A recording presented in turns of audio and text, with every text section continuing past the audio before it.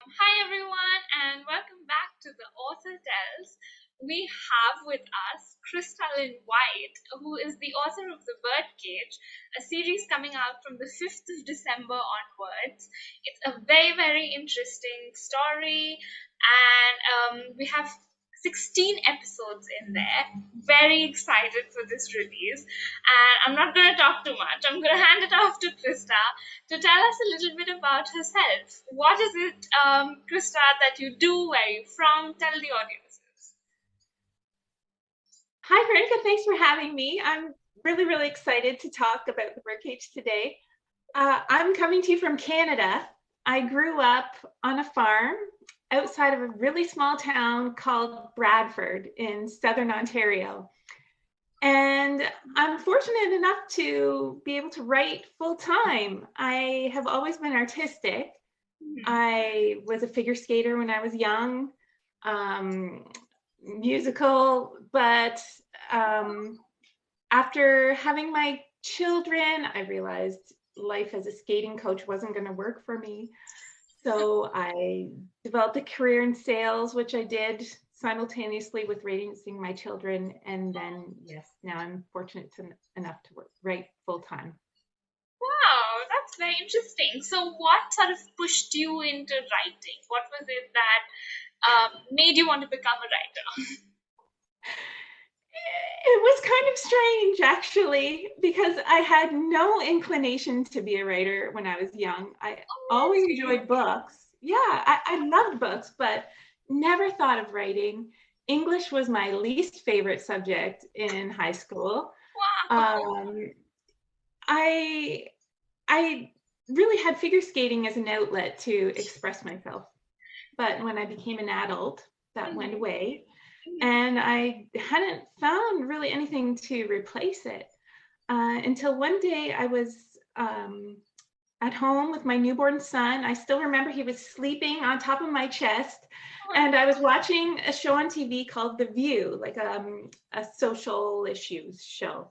Good. And it struck me that the woman on the show who was supposed to represent my demographic didn't really express my point of view on these subjects. Oh, wow.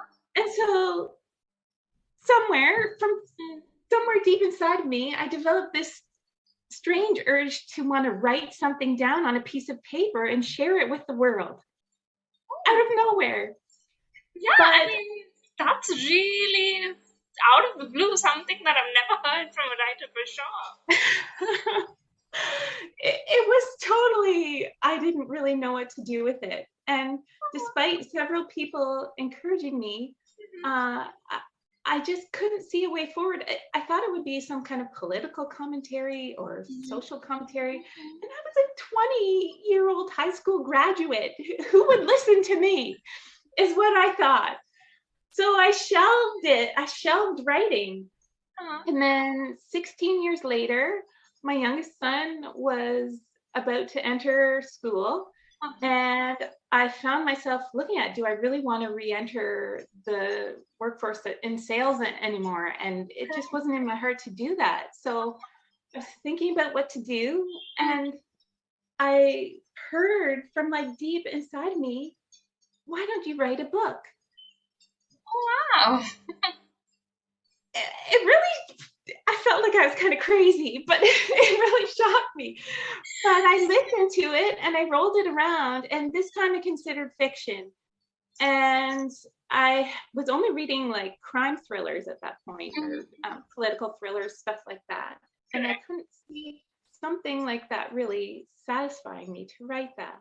Mhm. But when I married the two ideas of being able to express a view on something that was important to me Yeah. within fiction, well, then that was something I could get very excited.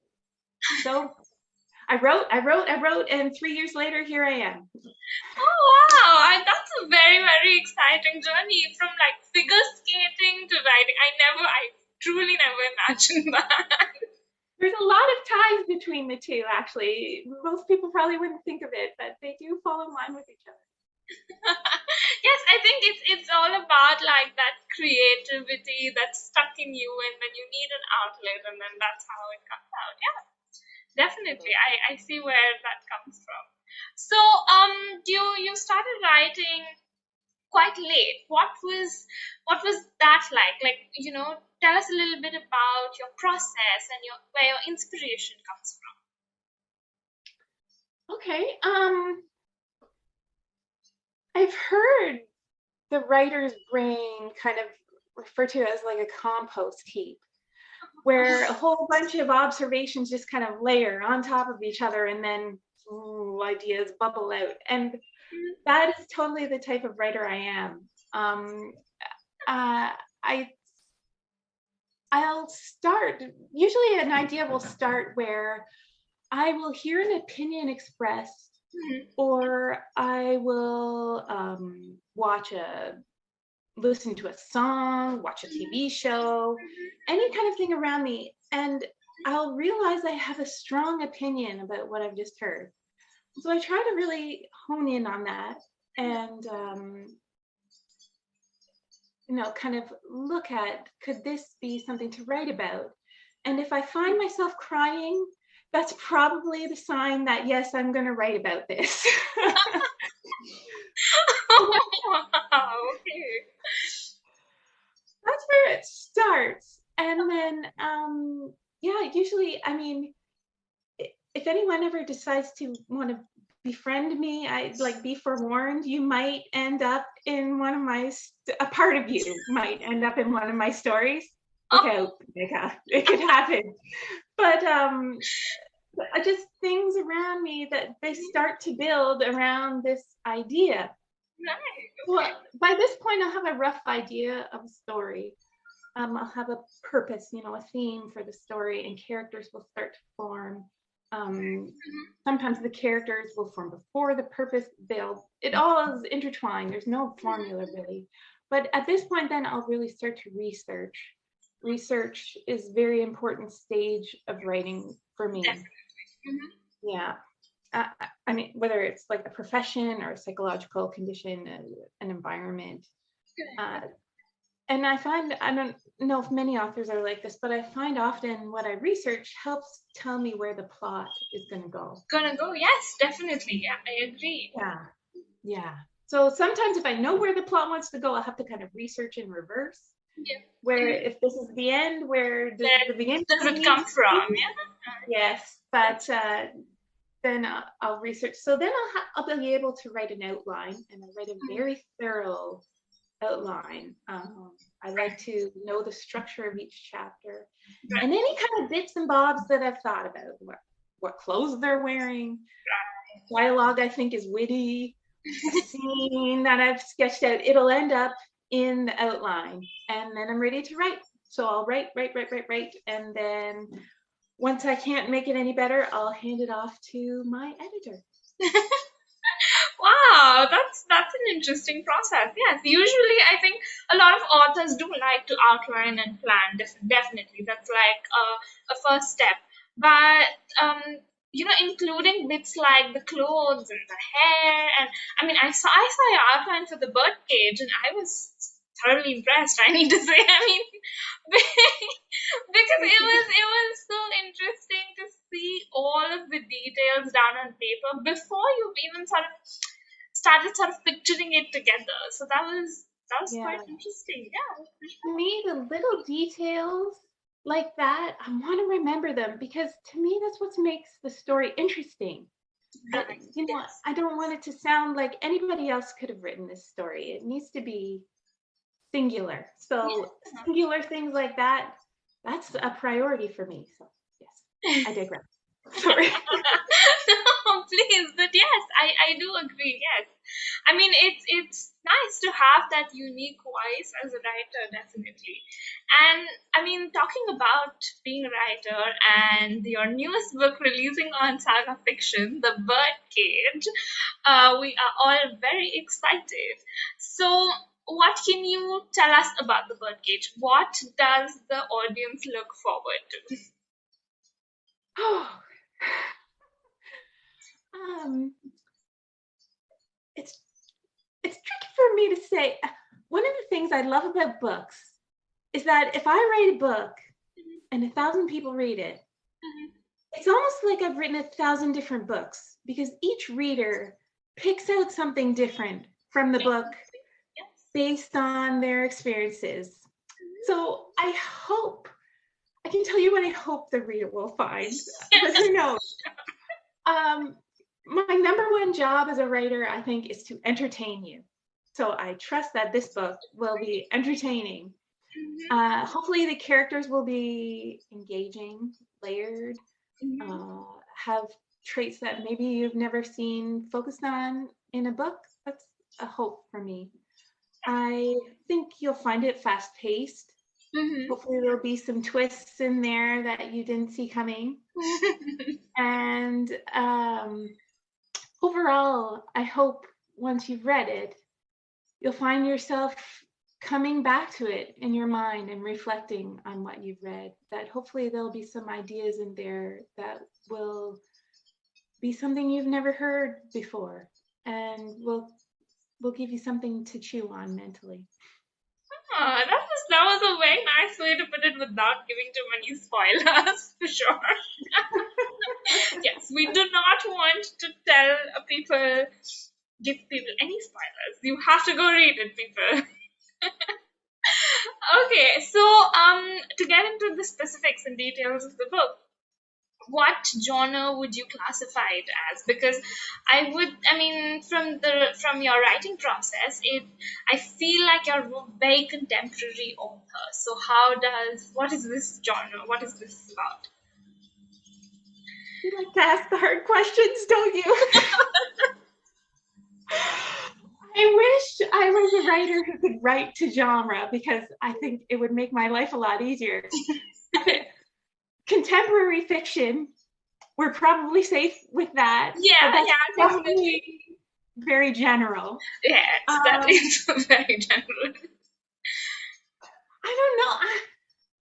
Usually, I mean, I read a lot of different genres, and what kind of I think gels it all together for me is an author's voice. I Yes, can okay. read, speculative fiction. I can read, literary fiction. I could read romance. I can read anything, but it's the voice that really gels for Definitely. me. And I think this story focuses a lot on relationships. Yes. I love the diving deeply into the marital relationship between Matt and Jill, and also Jill and Matt's professional relationships. Correct. But I the so there's a domestic element. I don't know. Yes. Is it domestic suspense? I'm not sure. I don't know. You tell me, Pranika, what genre is it? I think, yeah, we can definitely not tie this down to one genre. I don't think there's just one specific genre for this title. And I mean, that's common for quite a few books. But yeah, I think domestic suspense, contemporary, romance in a way. Yeah, Yeah, it's, drama, it's definitely drama. Lots of it. there's a love story at its heart, I think. So yes, drama definitely. It's okay. Yes, All of the yes, above. So, definitely. And I would say a few elements of like thriller and crime. Just a few. yeah, yes, yeah, I would agree with that too. Yeah, there you go. As the best we could do. Okay, lovely. So, talking about genres, and you spoke about Matt and Jill. So, why don't you tell us a little bit about them, and where did you get the inspiration for Matt and Jill? For Matt and Jill, oh, they're a part of me, but in a way not. I mean, Matt and Jill, they came from many different places in my life. I think I pulled to create their characters. I was fortunate enough to be able to speak to 4 women who had worked in a misogynistic work environment, which Jill works in. So they definitely helped color who Jill would be. Yeah. I'm very thankful for their input. And they helped me know that the plot would be feasible as well, that Yes. I'd conceived. So that was great. But Matt and Jill, they came from a lot of different aspects in my life, I would say, without getting too pointing fingers anywhere. Yes, because I know you said that you have characters inspired from everyone in your life. So yes, definitely something to think about. So anyone you would like to sort of have a specific person that you had in mind while you were writing, say Matt, for example? Was there one specific trait that you looked at? I know you said that you have two characters, two actors actually in mind when you wrote it, and that's how you envisioned them to look. So would you like to reveal that?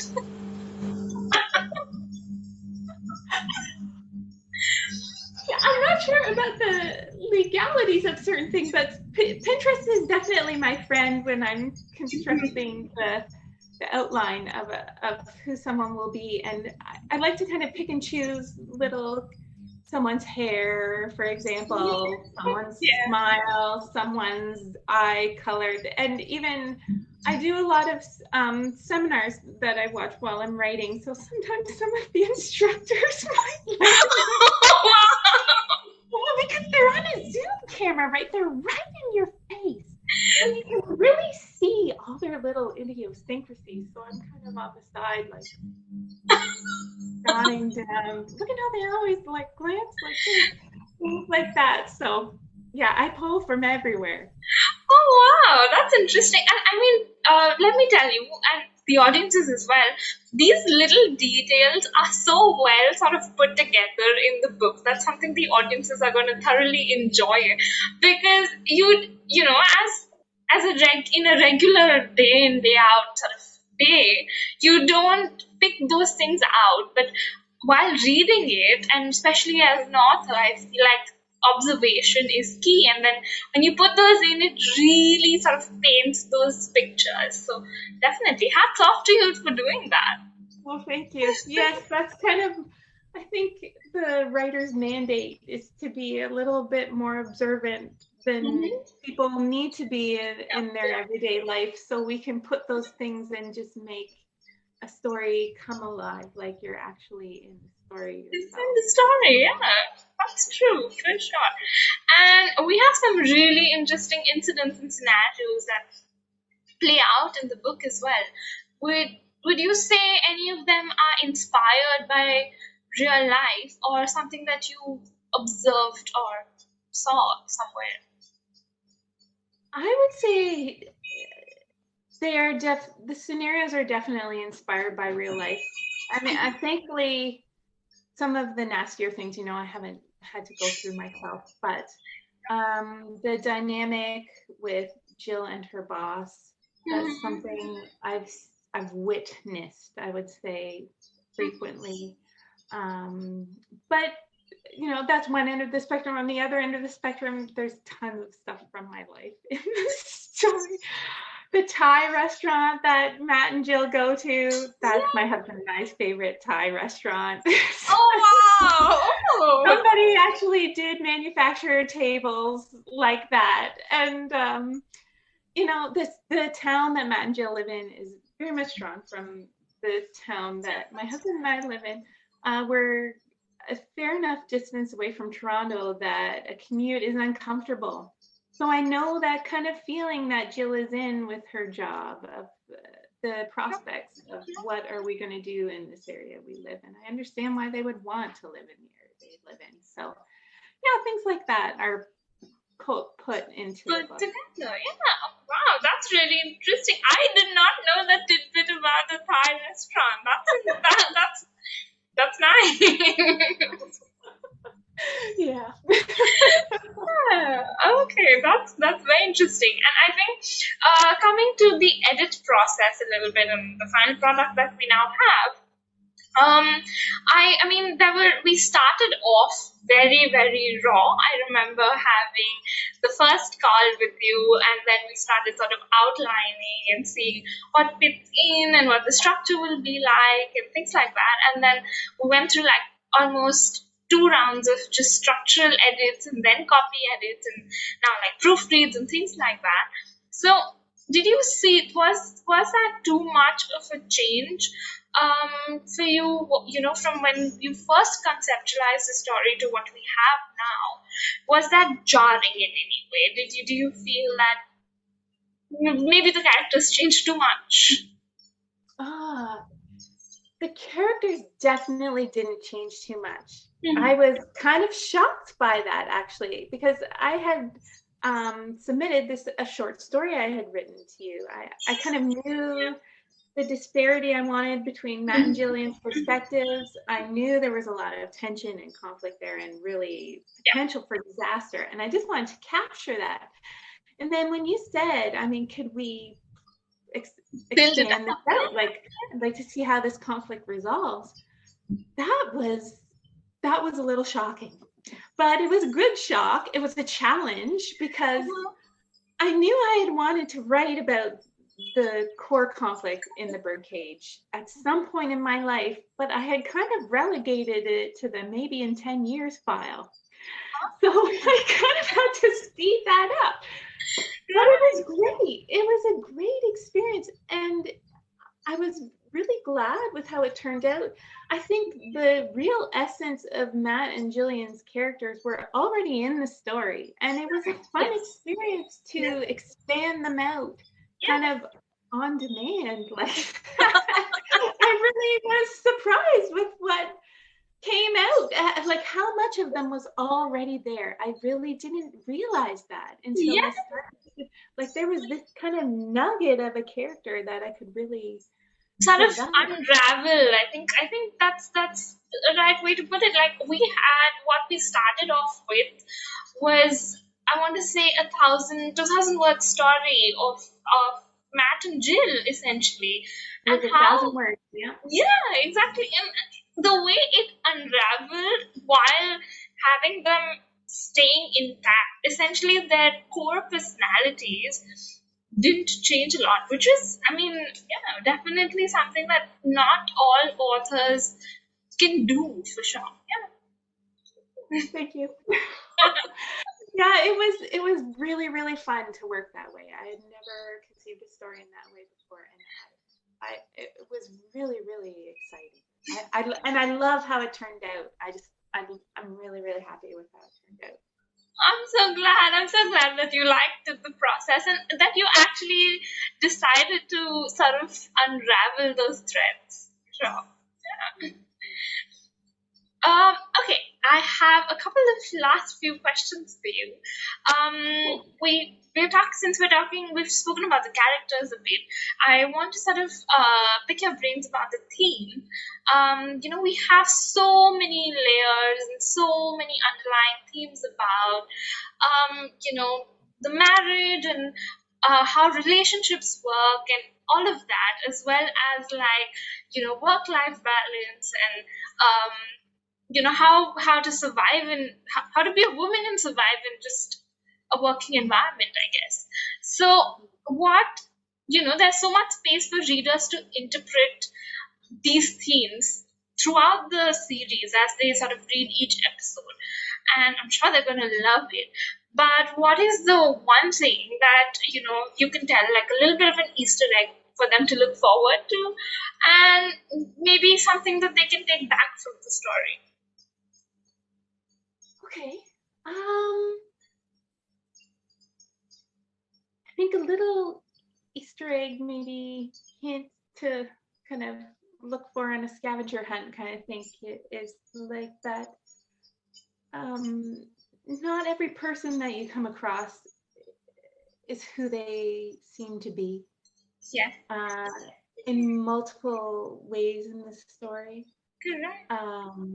Well, hopefully the characters will remain consistent too. I think the main thing I would like people to take away from this, to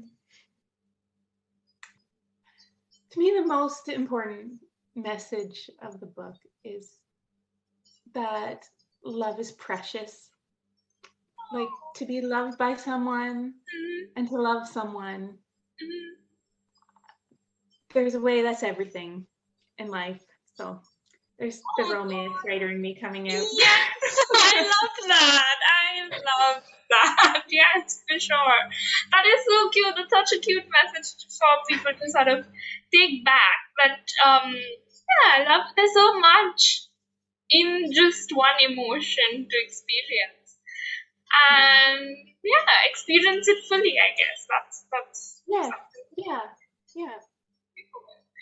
Okay, that's interesting. And what's the one thing that you hate about the book, and one thing that you love about the book? Hate is such a strong word. Okay, one thing you dislike. um, I because it's a series, we needed to keep it fast paced, and I didn't get into the settings as much as I would have liked to. Yes. But it was a trade off to be able to keep the story moving. Correct. And then one thing that really irked me, I could say, is I really wanted to write a scene where Matt and Jill, you know what I'm going to say, where Matt and Jillian attempted to have sex in a movie theater. I wanted them to try and make love in a movie theater, and I just could not get them into that movie theater. So that was one thing that irked me a little. Yes, I remember this discussion very clearly, and we tried, people, we tried, but it wasn't happening. Better for it not happening, I think, overall. I think we could agree on that.